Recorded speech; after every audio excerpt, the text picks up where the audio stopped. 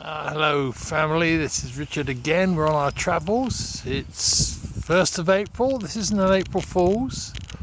This place is called Tretour, or Treetop really, if you put it in English. It's a Norman castle from the 12th century. See the round tower? And behind is the 14th century house, owned by the same family. Right, and just in case anybody doesn't know, it's our 50th wedding anniversary. This is inside the house. This is the kitchen where the food would have been preserved in the 1400s. Oh, look. I wonder if they had pizzas there. It's a pizza. Obviously, the buttery. And we have the banqueting hall. So we've seen the kitchen, and now we come through to the banqueting hall.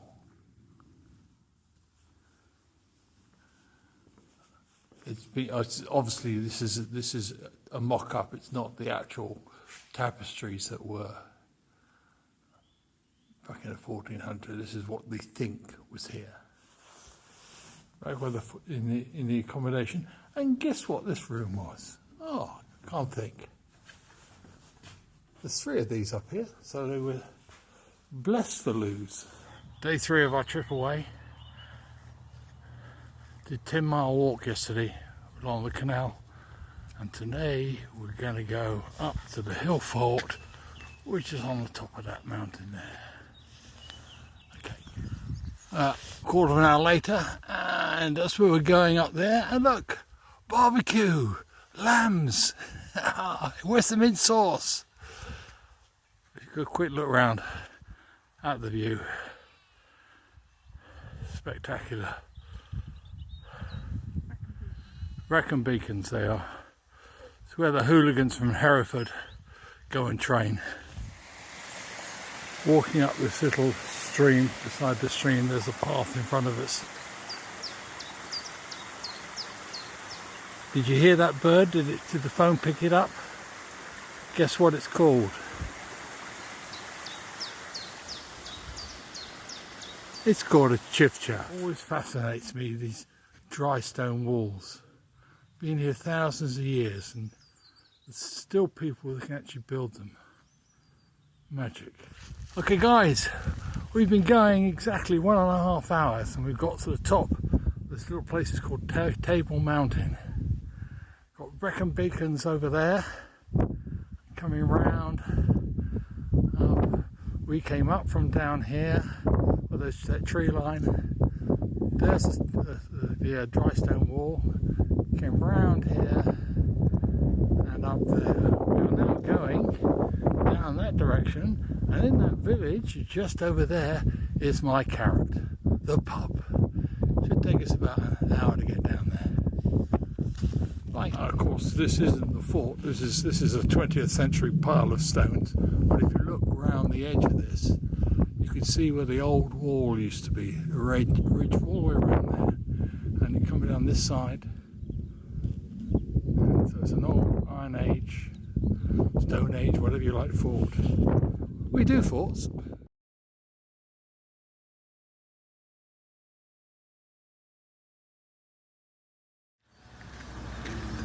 Day 4, walking along the Brecon Canal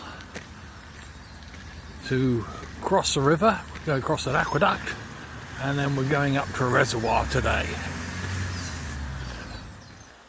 Ducks on a wall, canal, and we're on a mini aqueduct. We go over the river. It's cool. On the Taff Trail. About another mile and then we'll get to the reservoir, and I might be able to turn back and go back to that pub we saw in the last video, Stag's Head.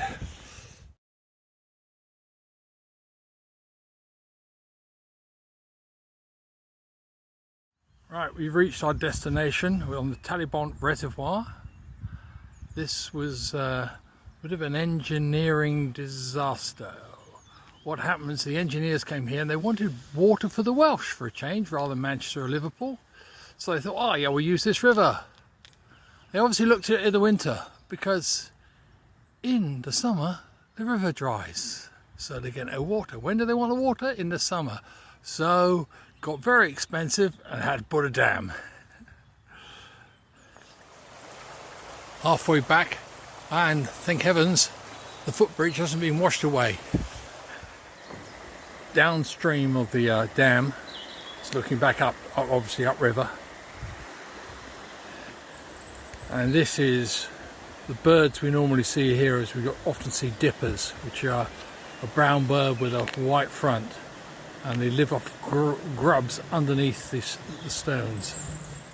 End of the walk, and it's a Monday, so the pub is closed. So there was me Carrot. She got me out here on false pretenses.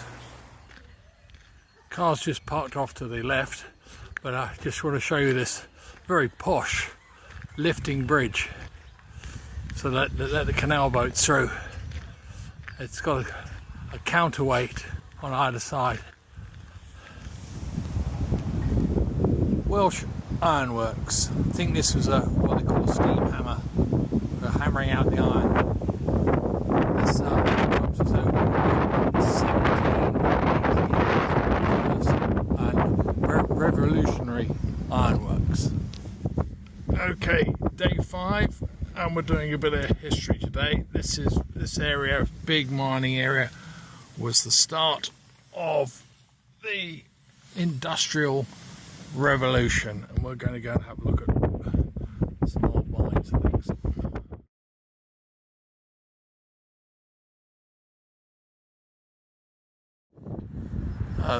The iron masters basically exploited the coal and the iron ore and limestone here, but they also exploited their workers.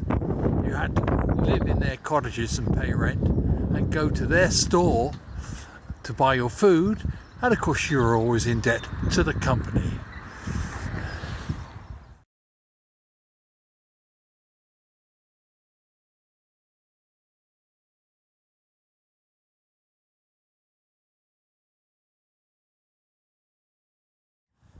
Here ends the history lesson, or history of the Industrial Revolution. You can look down at the blast furnaces here, and you've seen from the plaque I gave you, the system that was invented in UK was bought by the Americans for something like £250,000.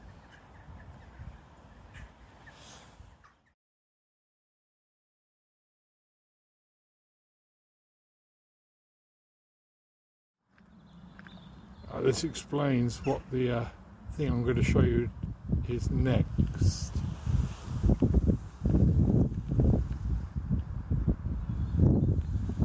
Just in case you didn't read it the first time. A little memorial to the pit ponies. They're made out of recycled iron. And there was a horse-drawn railway used to come down here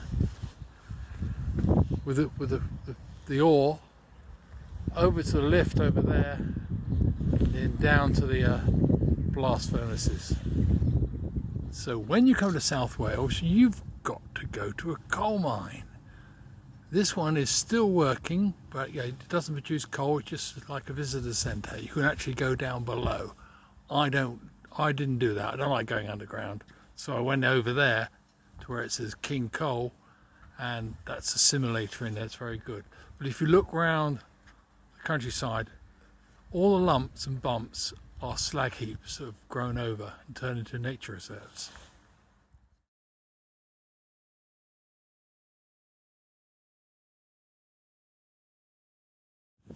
Day 5, blustery old day. Going for a short walk up over the hill, come from that direction, heading to that direction. There is a pub in the valley below, but whether it will be open at 4 o'clock in the afternoon on a Wednesday, I don't know. That bit in the sunshine over there is Table Mountain, not the one behind, just the little one. That's the one we went up on the first day. Doesn't look that high now, does it, from here? It was a bit of a climb. And we're heading through the sheep this direction. These don't look like they're lambing, this lot. Could be last year's. It's a good mother sheep. She's got triplets. Little lambs who are made it down to our destination. Just look at the rock formation that's sticking up here where the water's coming across. Mini waterfall, rapids I suppose. Jeff, well, you fish for some trout here or even some salmon in these pools. Quite pretty. On the bridge, this is where we turn back. We did come past the pub, but it wasn't open. It was a big ask in a little village like that. But lovely little bridge here. Babbling water. We're heading up to the left now, up onto the road, and back to a pub. I know it'll be open.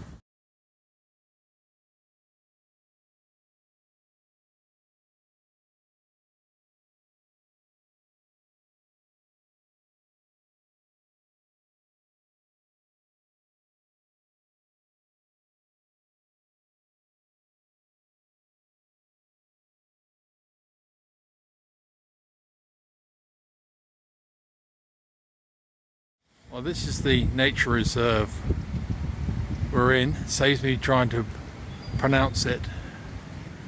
It's what we call an SSI. So, and this is what's all here. Got otters, pied flycatcher.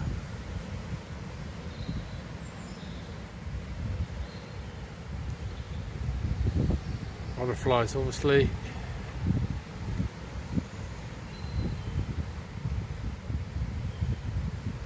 If somebody just wants to read all this, I'll just go to the next film.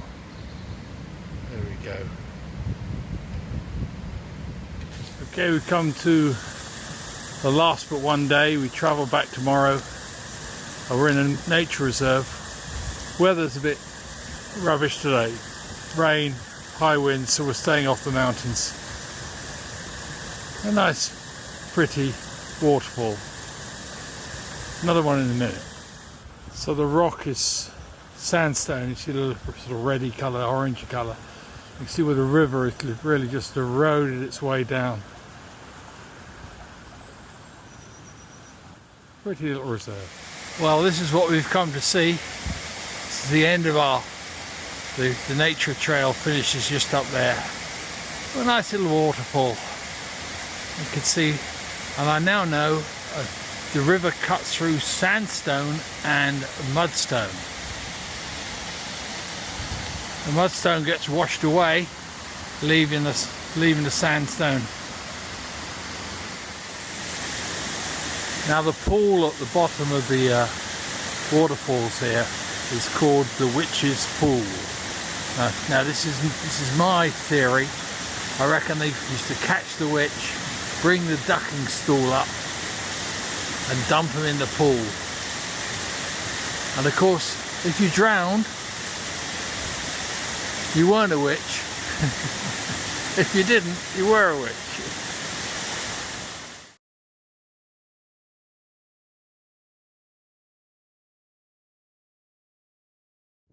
And the day wouldn't end right unless we do another castle, another Welsh castle. But I think this one was built by the Normans.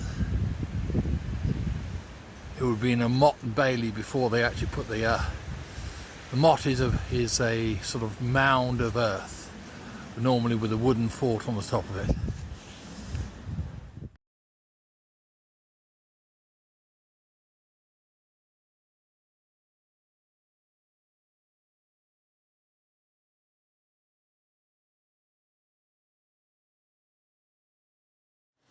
Right, inside the castle, You can see where the floors were. A living accommodation would have been at the top here. This would be where the Lord would, and the manor would have slept. Window out.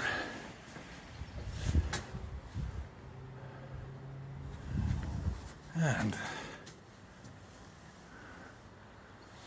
I didn't realise we could get to the top. So this was the living quarters of the Lord, or the knight, or whatever he was. And it commands quite a view around. Alright.